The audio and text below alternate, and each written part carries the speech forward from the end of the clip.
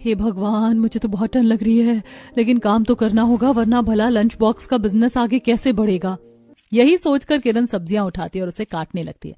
तब तक काजल और सीता भी वहां आ जाती हैं। तब काजल कहती है, भाभी कितनी ठंड पड़ रही है ना, बाहर तो कोहरा गिर रहा है।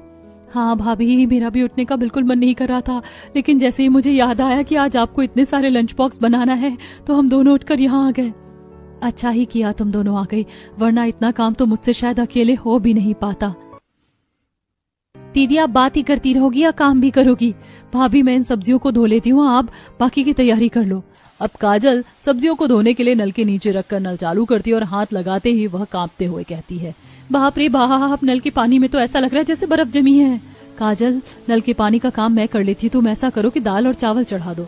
अब किरण सब्जियां धोती है और फिर उन्हें एक बड़ी सी कढ़ाई में जीरे और लहसुन का तड़का देती है और फिर उसमें सारे मसाले भी डाल देती है। दूसरी तरफ सीता ने दाल और चावल चढ़ा दिया था, वहीं काजल आटा गूंथ रही थी। तीनों मिलकर रोटियां बनाती हैं और उसके बाद टिफिन पैक करती हैं। थोड़ी देर बाद विवेक और करुणा भी रसोई में आ जाते हैं। किरण सभी के लिए खाना परोसती है। सभी लोग खाना खाने लगते हैं। तब किरण कहती है, विवेक जी आज टिफिन थोड़े ज्यादा है तो मैं ऐसा करती हूँ कि माँ जी के साथ एक रिक्शा लेकर टिफिन पहुँचा देती हूँ, क्योंकि अगर तुम इतने सारे टिफिन पहुँचाओगे तो तुम्हें देर हो जाएगी।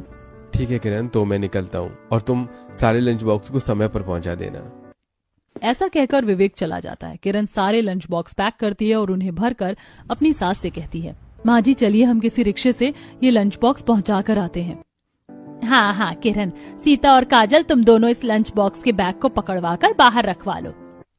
अब सीता और काजल लंच बॉक्स को घर के बाहर रखवा देती हैं। थोड़ी देर बाद एक रिक्शे वाला आता है जिसमें किरण और करुणा बैठकर लंच बॉक्स पहुंचाने के लिए चल पड़ती हैं। थोड़ी देर में वह नम्रता के पास पहुंच जाती हैं।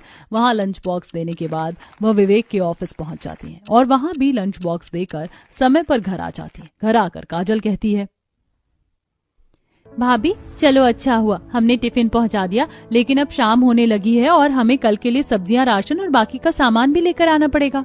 हाँ काजल, हम थोड़ी देर आराम कर लेते हैं, फिर मार्केट चलते हैं और वहाँ से सारा सामान लेकर आते हैं। बेटा ठंड का मौसम है तो तुम लोग जल्दी अपना काम